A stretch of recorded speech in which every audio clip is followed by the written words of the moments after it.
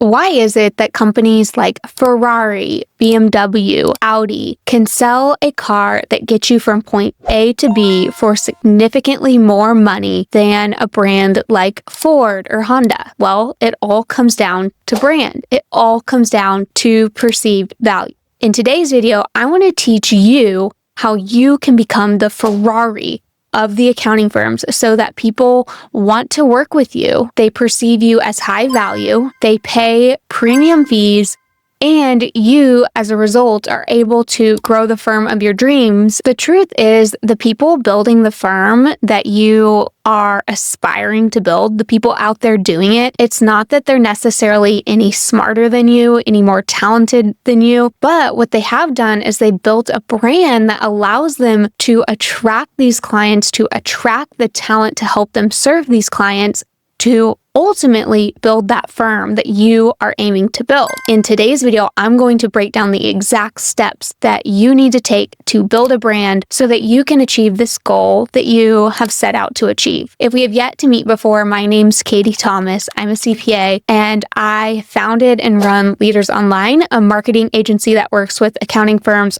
all over the United States. We work with firms that have just one or two partners. We work with many firms in the top 100. So we really see a wide range of what's happening in the market. And if there is one thing that I would encourage any firm to focus on, it is building a brand. And whenever we think about brand, especially in terms of an accounting firm, a brand is the sum of its people's brand. So you have to start at the personal brand level. And when you think about this, in a firm, you have all of these people. Each person has a piece of the pie when it comes to building that brand. So if you're watching this and you are the only partner at your firm, then it's up to you to really start that brand. If you're watching this and there's a lot of partners at your firm, well, you are just as responsible for contributing to that brand. The first step to building your brand is positioning. Decide what you want to be known for and who you want to be known by. This looks like more than I'm an accountant. I help business owners. That's way too broad. There are countless accountants out there today. There are countless business owners out there today. So you have to become more specific. Take, for example, I help real estate investors keep more of their rental income by building a tax strategy that increases cash flow and protects their profits. That is very specific. If I am a real estate investor, then I know, okay, you can help me and I know how you can help me. And if I'm not a real estate investor, I know, okay, you're not for me. That is crucial when it comes to building this brand. Once we have that positioning established, step 2 is to really take a deep dive into you. Find what makes you you. There are going to be plenty of accountants out there that also help real estate investors in the same way, but they're not you. Do you like going to CrossFit classes on a Saturday? Do you like RVing? Think about Chad Davis. If you know him, he shares all about his journey living on the road in an RV. And if I'm someone who connects with that and I'm looking for an accountant, that can be that piece that really creates that connection. So dive into those things and explore those pieces of you that make you you. And this isn't just about looking at, okay, what are my hobbies and interests, but really as a person, like what is at your core? What are your boundaries? What are your thought processes? How do you make decisions? Dig into all those things because ultimately those are what is going to be what connects you to those people on the other end of your brand. There's something there that makes people say, okay, that person, they're for me, they can help me, they get me, I like the way they think, I like the way they speak, I like the presence that they give off, I am attracted to them, and it's because of them. And so this is why it's so important that you take some time to think about these things. Like, what is it about you that makes you you? And sometimes that can be a little bit of an uncomfortable question to ask. If you've never asked yourself it before, you might be wondering exactly how to answer that. And that's okay. Take some time to journal and reflect on it. Ask friends and family members about it. Get their perspective. Why do they like being friends with you? What do they think your best qualities are? How do they think about you whenever they're coming to you for advice or decision making? All of those feed into what is you and your edge. As part of this process, I would also recommend digging into your values as an accountant. And whenever you think about your values, what makes someone work really well with you? If you are someone who doesn't like taking on last minute calls, then that's a value of yours. Or maybe you are that person that is like, hey, I want my clients to call me no matter what. There's not a right or wrong answer, but what are your values? And where is the line drawn on what someone should and shouldn't do whenever they're working with you? If you're someone who gets really upset whenever people send you documents late, then that needs to be a value of yours. Someone that is prompt, tidy, on time. Or if you're like, hey, you know what? People are people, and maybe you yourself are someone that's kind of last minute and that doesn't bother you, then that's fine. For me, I've always been that person. If I show up on time, I'm late. And so people that are tardy and late, we're not a good fit to work together. It's just one of my values. Whatever yours are, you have to define them for yourself. And going through this process and really taking the time to reflect upon them, that is going to be key. Finally, as part of really figuring out what makes you you, think about your lens. What are the experiences that you've had in your life to date that help you view the world in the way that you view it? I can think about me as a child and different experiences I had growing up that have really shaped me into the person I am today, and how I go about my life day to day and how I make decisions, not just even in business, but in my personal life, and different things that have happened to me, both good and not so good, and different things that have happened to people that have had influence in my life. For example, my parents and their history of building businesses and different things that happened that weren't necessarily positive in those businesses have changed how I view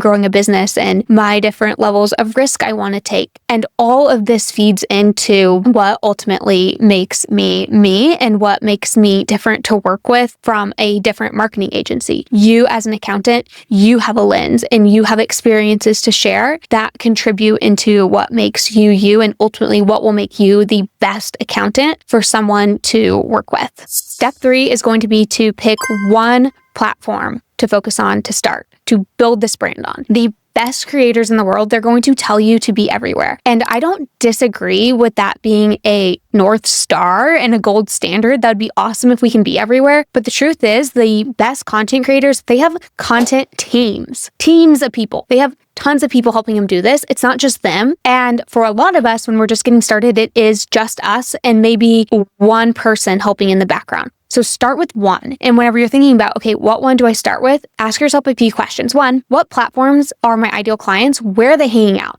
And from those, what platform supports the type of content I'm comfortable creating right now? Keyword, right now. So if you decide, hey, my ideal clients, they are on TikTok, Instagram, and LinkedIn, but me personally, right now, I'm not comfortable posting videos. And, when it comes to photos, I'm probably not going to be the most reliable at taking them. Then let's pick LinkedIn because it supports text only. If you try to pick a platform that does not support the type of content you're comfortable creating, you are setting yourself up for failure. Now, I also want you to think about whenever you're picking this platform, I want you to realize that it's not just going to be about posting content. It's truly about building a brand, and that requires you to build a community of people around it. So yes, posting is great, but when you're just getting started, algorithms probably aren't going to be pushing your post out to many people. On top of that, the people that do see your post, if they don't know you, they're not invested in consuming your content, truthfully. And so what you have to do is you have to build this community, which means you have to go out. You have to start conversations. This looks like adding people. This looks like sending them messages. No, not spamming them, but starting real, genuine conversations. This looks like commenting on their post, replying to comments on your post. This looks like you putting yourself out there. You being that person who walks into a room not knowing anyone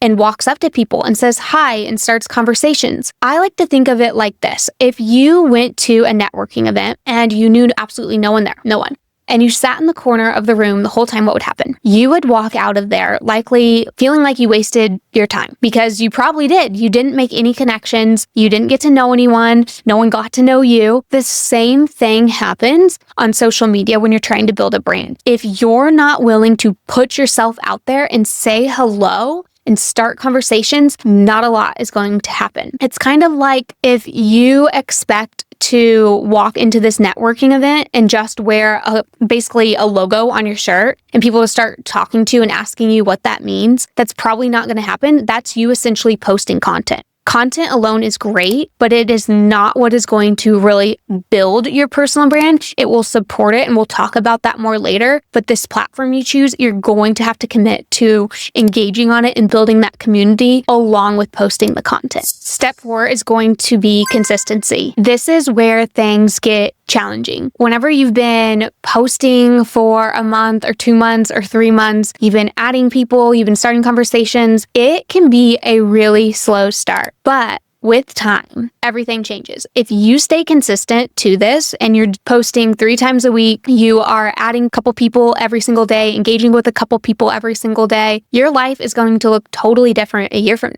Most people aren't willing to be consistent, but what they are willing to do is look at the people who have been consistent for not just months, but years and be like, wow, that looks so easy. Or why are they getting all of this engagement? Why are they getting to speak on these stages? Why are they getting these awards? It must be nice to be them. Yeah, it's great to be them, but you know what they have done? They've been consistent. They've shown up whenever there was 0 likes, whenever there were 0 comments, whenever they were getting crickets. And that's not to shame anyone who has stopped once they've started, but to encourage you and to show you that everyone starts from 0. The people who are getting the results that you want and that have the brand that you desire to have, they've just done something that's actually really easy to do.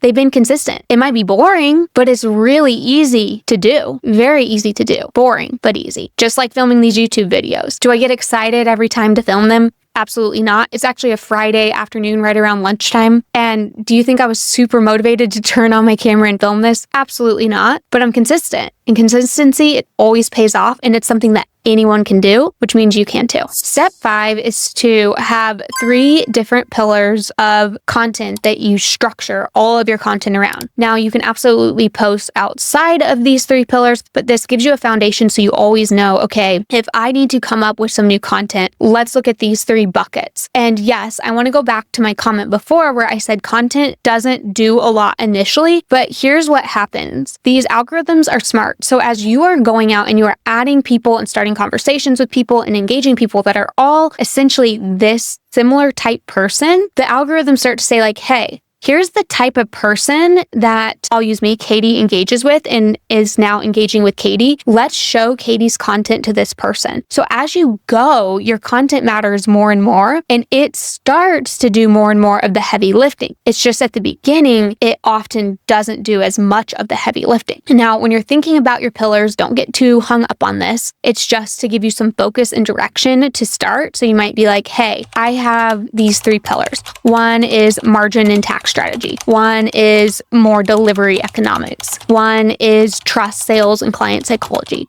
That way, whenever you're like, hey, I don't know what to post about, it's like, all right, let's go back to our pillars and let's pick one. And even better, when you pick one, if you can tell a story or a transformation that relates to that topic, that is really key. And that is great content whenever you can help someone not just learn something, but really help them say like, hey, but really help them see, look, I understand where you're at. Here, we had a client that was there too. Here's what we did. And now look at where they're at. That type of content is the absolute chef's kiss type of content. Whenever you're thinking about your content pillars, one other thing you must keep in mind is that you want to inject your opinion, your stances on those topics that you're sharing about. It is no longer okay to just share tips, tricks. We all have access to so much information today, and that was only made even easier to access such information with ChatGPT and Claude and all of the AI tools. That really what people are looking for is absolutely not more information, but your opinion, your perspective. And as you share those transformations, you can share that opinion and your perspective all in one together. That is really the sweet spot. whenever it comes to content. That being said, a big caveat here. If you're like, hey, this is too much, I'm overwhelmed getting started when trying to share my opinions and my perspectives and all these transformations, just start posting. Just start posting. Anything is better than nothing. And over time, you can refine and improve and get more confident and comfortable putting your opinions and perspectives out there. Step 6 is going to be to move from rented to owned. And what this means is essentially to get someone off these platforms that you have no control of and get them into your own ecosystem. There have been countless times over the years where Instagram or Facebook or LinkedIn or TikTok, they went down and we could not access them. If you're going to put in the effort to build up a presence and a brand online, then you don't want to subject yourself to that platform just going away or maybe even shutting down your account for no reason at all. That happens to people and they can lose their entire audience in just a second. That would be absolutely devastating. So you want to have some sort of plan to get people off these platforms and into your ecosystem. This could be getting them on your email list, or this could be getting them on a text list, or maybe this is you're going to hold some sort of in-person event every quarter that you invite them to and you get their contact information. There needs to be some way and some thought process behind how you're going to get these people from these platforms into your ecosystem. Now, at the beginning, you might be like, okay, well, what is the point of this? I've only got a few followers, and it might seem really slow at first. You're just collecting contact information, one person at a time every so often. But that's the whole point of this. You can't look at it on a micro level, on a day-to-day level. It's really taking a step back because building a personal brand takes a long time. It's a game that doesn't even have an end. It's ongoing forever. And you can't look at it as just this little day-by-day thing. Okay, how many people opted in for my newsletter, or how many people signed up to come to my event, or how many people liked my post, or how many new connections do I have? If you look at it like that, you're going to get disappointed. You're likely going to become frustrated at how long it's taking. But if you zoom out and you say, I'm in it for the right reasons, I'm in it to build a brand, I'm in it to build a firm that ultimately can support my goals and allow me to make the biggest impact that I am able to make in the world. When you view it from that lens, everything changes. And as I've said once in this video, if you do this and you stay consistent for a year, your life's going to be in a totally different spot. I've seen this happen now time and time again with our clients where they're speaking on stages that they dreamed of. They're getting awards that they never thought were possible. They are now able to actually take a break from work and go on vacations because they're able to attract talent that want to work for them. Whenever you're visible, you're not just attracting new clients, you're attracting great talent. So to wrap this up, building a brand is the exact reason why some firms are able to have the firm that you dream of having today. It all comes back to building a brand, and that starts with building a personal brand. So if you enjoyed this video, I want to hear where you're at in your personal brand journey. Comment down below. Are you posting on social media? Have you been doing it for a while? Where are you at in your journey? And if you like this video, please be sure to like it and subscribe so you don't miss my next video, and I will catch you then. See you then.